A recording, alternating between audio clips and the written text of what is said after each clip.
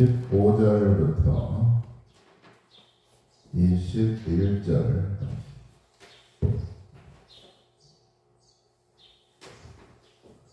15절부터 21절 같이 본다. 그들에게 이르시되 삼가 모든 탐심을 물리치라. 사람의 생명이 그 소에 넉넉한 데 있지 아니하리라. 또 비유로 그들에게 말하여 이르시되 한 부자가 그 밭에 소출이 풍성하니 심중에 생각하여 이르되 내가 혹시 쌓을 들것을 얻으니 어찌할까. 또 이르되 내가 이렇게 하니라. 내 곡간을 벌고 더 크게 짓고 내 모든 곡식과 물건을 거기 쌓아두리라. 또 내가 내 영혼에게 이르되 영혼아 여러 해 쓸 물건을 많이 쌓아두었으니 평안히 쉬고 먹고 마시고 즐거워하자 하리라.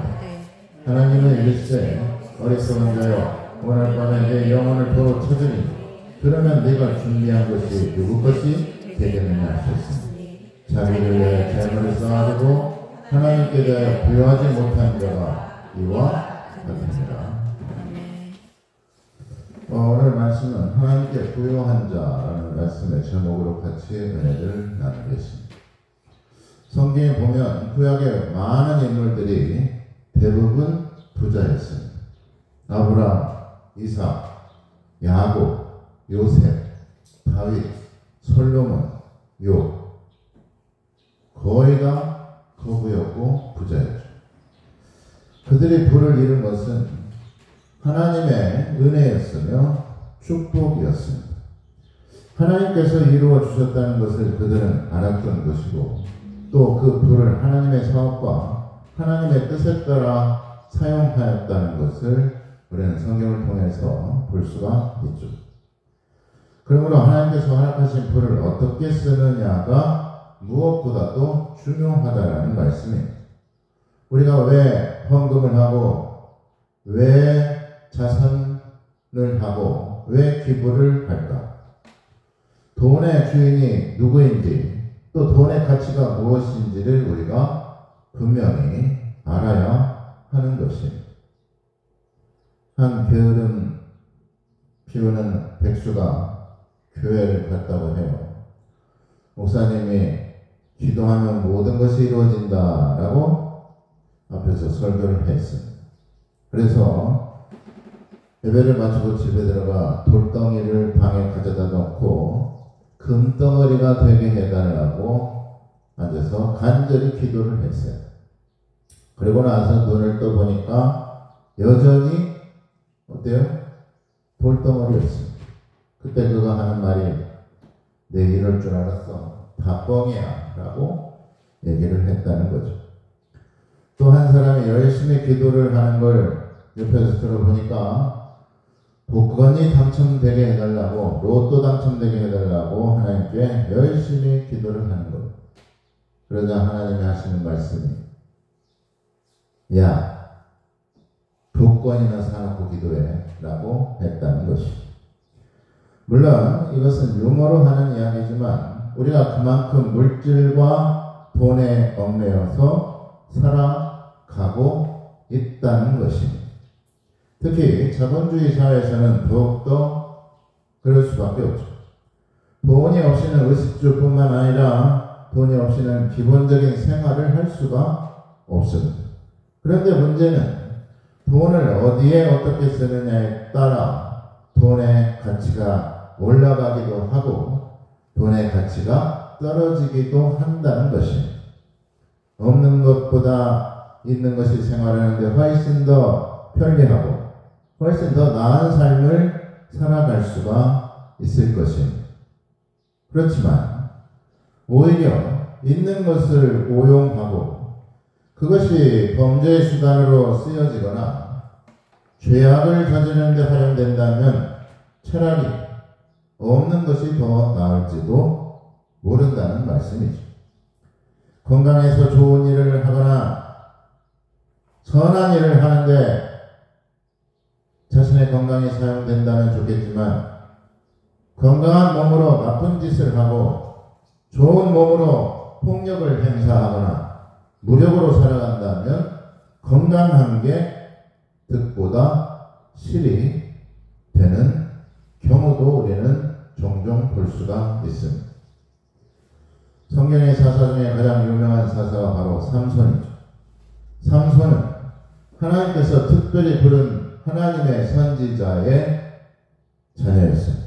그래서 나시린으로 그의 머리에 삭도를 대지 않고 구별된 하나님의 자녀로 그는 거룩하게 살았던 것이죠.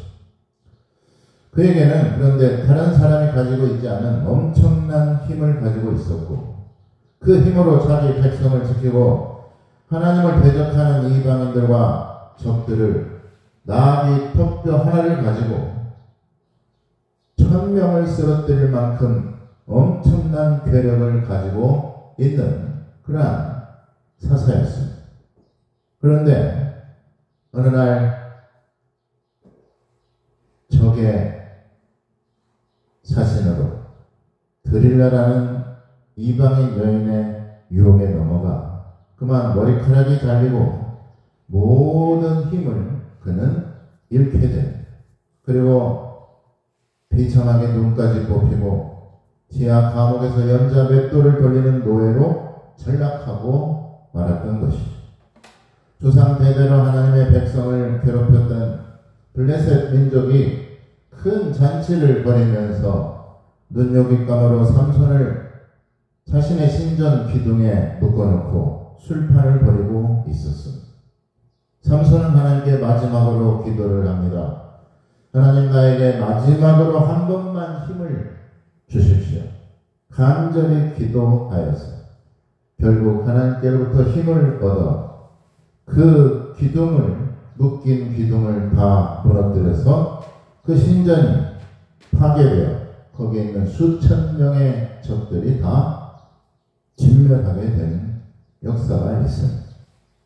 힘이 있을 때 지키는 것도 중요하지만 힘을 어디에 어떻게 쓰느냐가 더 중요하다는 말씀이죠. 힘을 가지고 엉뚱한 데 쓰게 되면 아무리 힘이 센 장수라도 유명무실할 것이라는 말씀입니다. 아무 실속이 없던 것이죠. 힘과 능력의 근원이 어디서부터인지, 힘과 능력의 뿌리가 누구로부터 오는지를 우리는 그러므로 알아야 되는 것입니다. 미국의 지난 수십 년간 가장 큰 부자였던 사람이 바로 마이크로소프트사의 빌 게이츠라는 사람입니다. 빌 게이츠가 2045년까지 자신의 게이츠 재단을 통해서 재산의 99%를 기부하겠다고 밝혔다는 것이죠.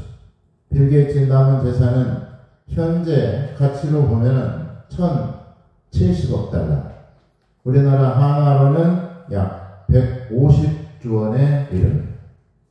앞으로 20년간 내 재산의 사실상 전부를 게이츠 재단을 통해서 전 세계의 생명을 구하고 개선하는 데 기부하겠다. 그리고 재단은 2045년 12월 31일에 영구적으로 문을 닫을 것이다 라고 그는 밝히고 있습니다. 재단의 기금은 그렇게 2045년까지 모두 사용되어진다는 것이죠. 그리고 빌 게이츠 자신의 재단을 사회에 환원하는 이유에 대해서 그는 이렇게 말을 하고 있습니다. 내가 사람들을 돕는 데 사용될 수 있는 자원을 들고 있기에는 해결해야 될 시급할 문제가 너무나도 많다. 그래서 난 내 돈을 내가 원래 계획했던 것보다 훨씬 빨리 사회에 환원하기로 결정을 했다. 또 이어서 말하기를, 내가 죽으면 사람들이 나에 대한 많은 말을 하겠지만 난 그가 부유하게 죽었다라는 말은 나오지 않도록 하겠다고 굳게 결심을 했다. 앞으로 20년 동안 활동을 집중할 분야로서는 임산부와 어린이 사망률, 소아마비와 말라리아를 비롯한 치명적인 감염병, 빈곤 문제 등을 해결하기를 원한다고 하였습니다. 우리가 알다시피 프랑스어로 노블리스 오블리주라고 하는 말이 있습니다. 이 말은 귀족은 의무를 갖는다는 말이에요. 귀족이라 하면 지도자층, 앞에서 이끄는 사람들을 말하죠.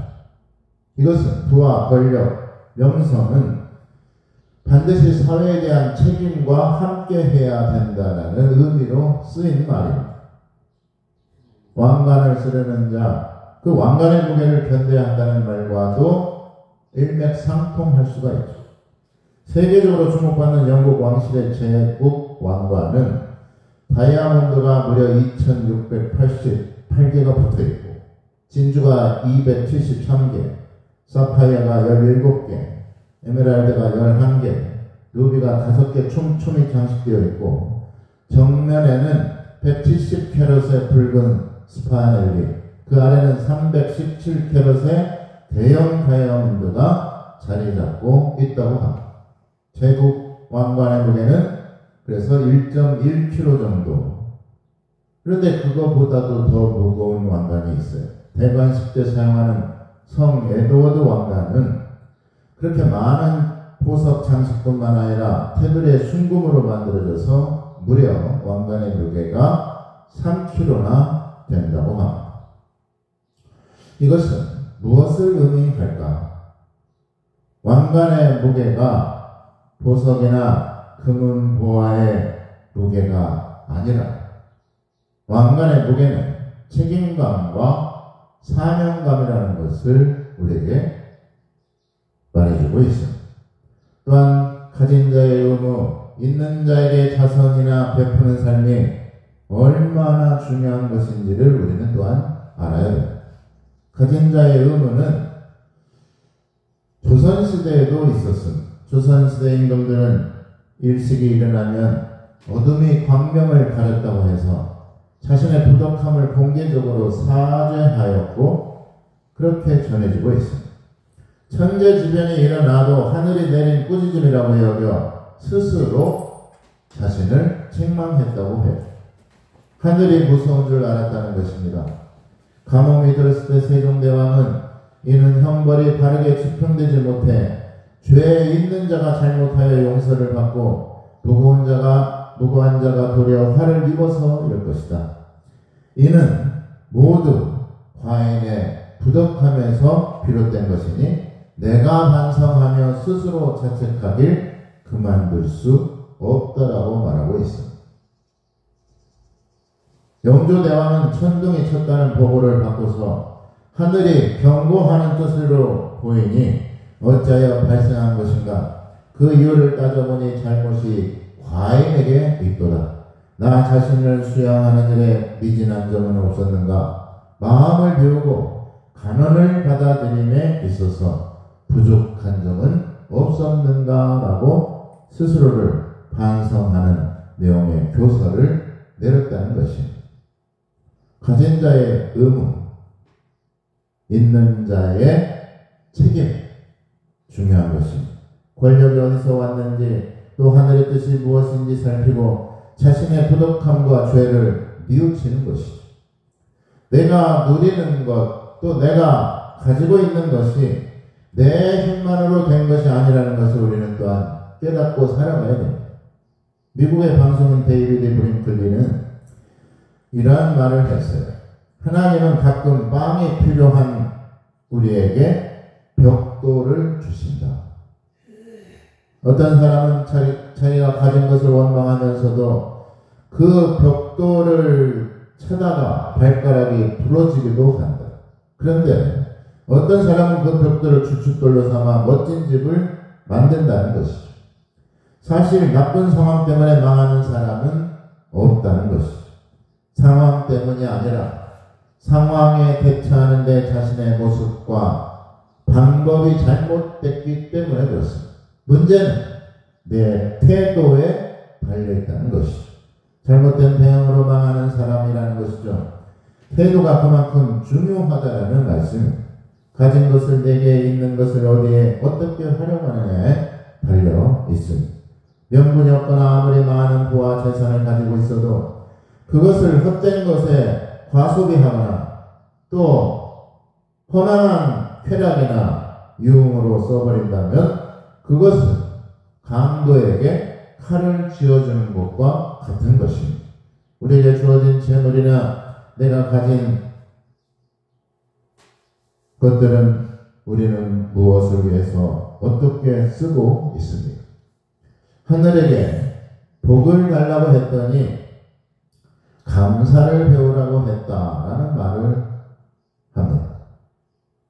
감사할 줄 모르는 사람이 어떻게 행복할 수가 있겠습니까? 1981년 흑인 가운데 최장수자인 찰리 스미스라는 사람이 있습니다. 그는 138세까지 살았습니다. 138세로 플로리다주 바토우의 세상을 떠나게 됐는데 그의 인생 138년은 고통으로 얼룩진 세월이었다고 합니다. 그는 노예로 태어났고 또 어린 시절부터 고통과 학대 속에 그는 성장을 했습니다. 그리고 미국 남부와 서부를 헤매며 매를 맞고 노예로 팔려다니면서 모욕을 당하고 굶주림에 허덕였던 수많은 세월이 있었습니다. 그래서 20번 이상이나 죽을 고비를 넘겼으며 그런데 그렇게 138년간 모진 삶을 살았던 스미스는 그가 임종하기 전에 자신을 찾아온 스티븐슨 목사 앞에서 이렇게 기도를 했다고 합니다. 하나님 아버지, 저를 흑인으로 태어나게 하셨음에 감사드립니다. 고통스러운 노동도 감사합니다. 하나님 당신이 138년 동안 언제나 제 옆에 계셨음에 감사합니다. 모진 세월과 험한 인생에 대해서 불평하고 불만하고 살아간 것이 아니라 감사함으로 그 생을 마친 것입니다. 야곱이 험악한 세월을 보냈다고 말하면서 마지막으로 절체절명의 기로에 야복 강나루에서 하나님 앞에 골반뼈가 틀어지도록 기도했던 것입니다. 그가 그때 기도했던 내용은 부와 재산을 늘려달라고 기도했던 것이 아닙니다. 자신의 생명, 하나밖에 없는 생명을 구하여 달라고 하나님 앞에 기도했던 것이죠. 다시 말해서 생명이 축복임을 그는 알았던 것이에요. 그가 재산이 없었습니까? 딸린 가족이 없었습니까? 가축이 없었습니까? 가지고 나온 보물이 없었습니다. 다 있었지만 생명보다 그것이 중요하지 않다는 것을 그는 위기의 순간에 깨달았던 것이죠. 베스트셀러 작가 이종선님의 넘어진 자리마다 꽃이 피더라 라는 책에서 그 작가는 이렇게 말을 하죠. 떨어진 꽃을 주워가는 거 봤습니까? 아무도 떨어진 꽃을 줍는 사람은 없어요. 그런데 떨어진 낙엽은 사람들이 주워갑니다. 그 색이 고와서 책갈피에 오래 간직하기도 하지. 꽃은 안 주워가고 낙엽은 주워갑니다. 아무리 험난하고 어렵게 살아온 세월이라 할지라도 그것을 되돌아보면 고비고비마다 도움의 손길과 헤쳐갈 힘이 있었다는 것을 우리는 지나보면 알게 되는 것이죠. 낙엽이라 해도 끝이 아니라는 것을 알려주고 있습니다. 비록 화려한 꽃망울이 아니더라도 나뭇가지에서 버림받았지만 그래도 그것을 추억하고 그것을 간직하려는 것입니다. 마른 장작과 마른 뼈와 같은 우리라 할지라도 하나님께서는 그곳에 생명을 불어넣어 주시고 그 생명의 영혼을 품게 만들어 주시는 것입니다. 중요한 것은 감사하는 태도인 것입니다. 유명한 말이 있죠. 촛불을 보고 감사하면 전등불을 주시고 전등불에 감사하면 달빛을 주시고 달빛을 보고 감사하면 햇빛을 주시고 햇빛을 보고 감사하면 하나님은 영원히 지지 않는 은혜의 빛을 주십니다. 반대로 하나님께서 주신 은혜도 감사하지 못하는 사람이 햇빛을 보고 감사할 리가 없는 것이에요. 햇빛에 감사하지 못하는 사람이 달빛을 보고 감동하거나 감사하지 않는다는 얘기입니다.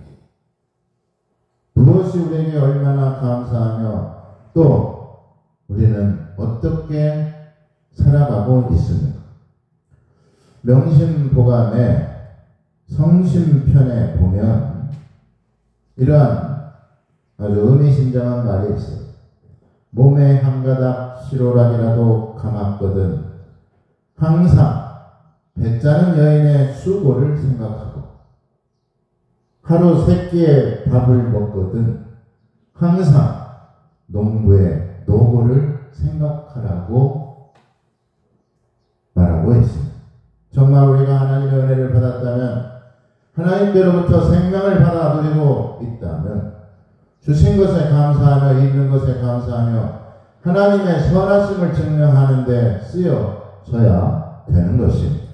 내게 주신 것으로 도움을 줄 수 있어야 되고 내가 있는 것으로 선행을 베풀어 살아가는 것이 바로 믿는 자의 의무이며 가진 자의 덕이 될 수가 있는 것입니다.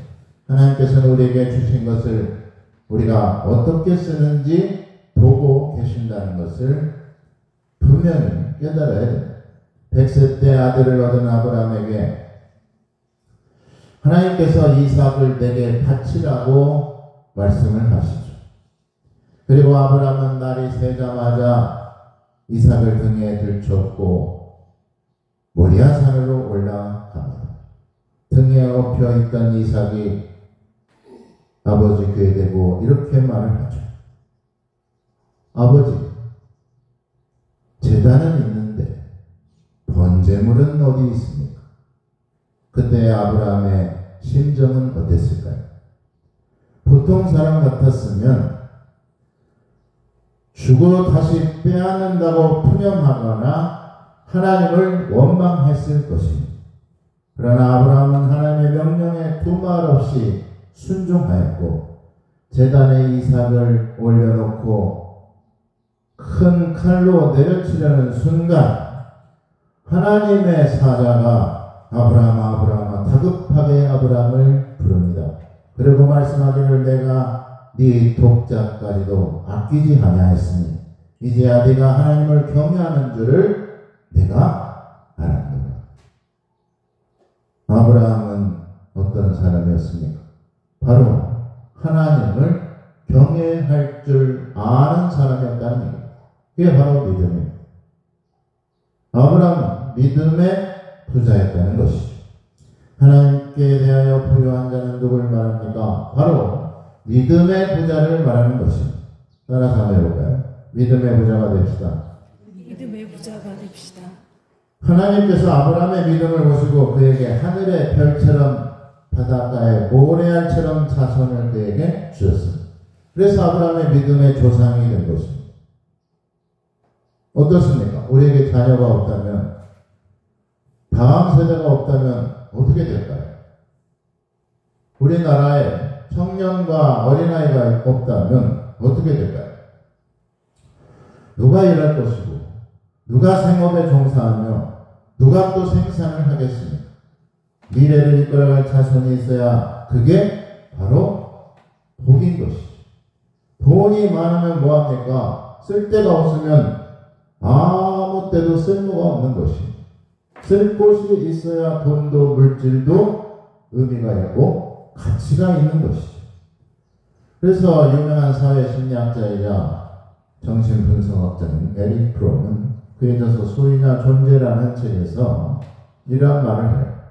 인간은 더 많이 소유하는 것이 아니라 더 많이 존재하는 것으로 행복할 수가 있다.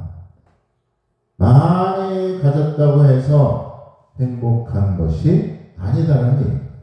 가진 것이 많다고 그 인생이 행복하다고 단정 지을 수 없다는 얘기죠. 자본주의 사회에서 재산이나 돈, 부는 생명과 같은 것이고 그게 바로 보하며 보물입니다.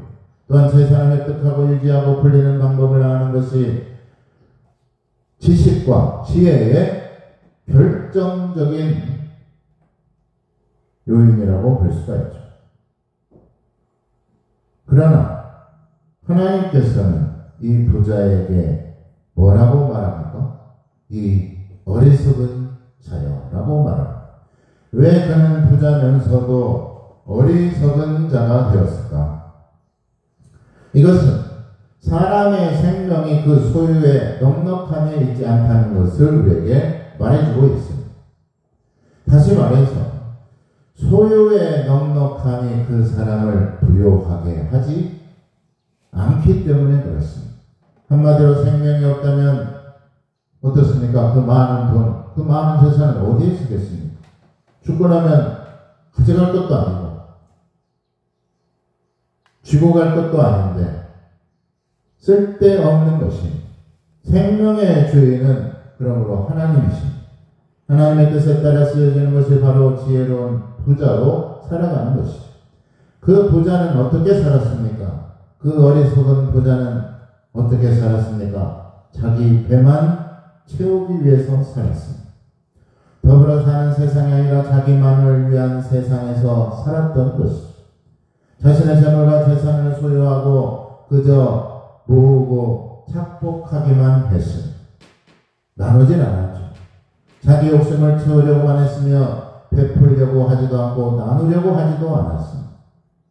예수님께서 부자와 거지 나사로의 비유를 말씀하면서 그 부자는 거지 나사로가 못 먹어가지고 영양실조로 상처가 나서고 치료하지 못하고 오히려 못 먹으면 상처가 더 덧나죠. 더 커집니다. 그래서 걔가 그 상처를 핥고 있어요. 그 지경이 된 거지에게도 자기가 먹다 남은 것조차도 나눠주지 않았습니다. 그 욕심과 탐욕 때문에 그는 결국 돈은 많았지만 사람들로부터 부자라는 소리는 들었지만 어떻게 됐습니까? 끝내 지옥에 가게 되었다는 것이죠. 하나님께 부유한 사람은 그러므로 나누며 베푸는 사람인 것입니다. 주님은 세상에 대해 부유한 자가 되지 말고 하나님께 대하여 부유한 자가 되라고 말씀하고 있죠. 성경 주석가 메테엔네는 만약 부자가 돼지의 영혼을 지녔다면 그는 먹고 마시는 것이 충족된 것으로 기뻐할 수 있을 것입니다. 그러나 아쉽게도 인간의 영혼은 세상의 재물과 부귀 영화로도 만족할 수 없는 존재입니다. 라고 말을 했어요. 인간의 영혼은 돼지의 영혼이 아닙니다. 영혼 없이 돼지처럼 살다 갈 거라면 모르겠지만 그게 아니고 주신 은혜를 깨닫고 생명의 소중함을 안다면 하나님께서 주신 것들에 대하여 감사하며 살아가는 사람이 바로 하나님께 대하여 부유한 사람인 줄 믿으시길 바랍니다. 영혼의 부유함은 오직 하나님께로부터 나오는 줄 믿으시길 바랍니다. 세상에 쌓아두면 도둑이 들고 좀과 동록이 피한다고 했습니다. 그러니까 오히려 그 보물을 하늘에 쌓아두라고 주님께서 말씀하고 계시죠. 하늘에 쌓아두기 위해서는 선한 일을 즐겨 해야 됩니다. 어리석은 부자는 재물이 눈에 어두워져 탐욕 때문에 무엇이 옳은지 또 어떻게 사는 것이 선한 삶인지 판단력이 흐려진 것입니다. 재물이 눈이 덮고 물질이 영혼을 덮어버린 것이죠. 가장 추레하고 가장 볼품없는 인간의 모습 중에 하나는 바로 노욕입니다. 늙어가지고 욕심을 부리는 것이죠. 늙어서 돈에 집착하는 것, 자기 생명이 다한 줄도 모르고 돈다발을 부여잡고 추하게 늙어가는 모습이죠. 마치 어리석은 부자처럼 하나님께서 주신 생명이 다한 줄도 모르고 그저 현실에 급급해서 돈과 재물에 파묻혀서 더 밝고 더 행복한 날들이 있는 줄을 모르고 살아가고 있는 것입니다. 그게 바로 어리석은 자의 모습인 것입니다. 세상에 대하여 부유한 자가 아니라 하나님께 대하여 부유한 자로 살아가시길 바랍니다. 없어서 가난한 것이 아니죠. 주어진 생명조차 아끼지 않고 있어도 감사할 줄 모르는 사람이 가장 불행하고 가장 가난한 사람이라는 말씀입니다. 하나님께서 주시는 축복은 돈과 물질이 아니라 하나님을 경외하고 믿음으로 살아가는 사람이 바로 가장 행복한 사람이며 생명을 주신 하나님께 감사하며 영광 돌리며 살아가는 사람이 하나님께 대하여 부유한 사람인 줄 믿으시길 예수님의 이름으로 축원합니다.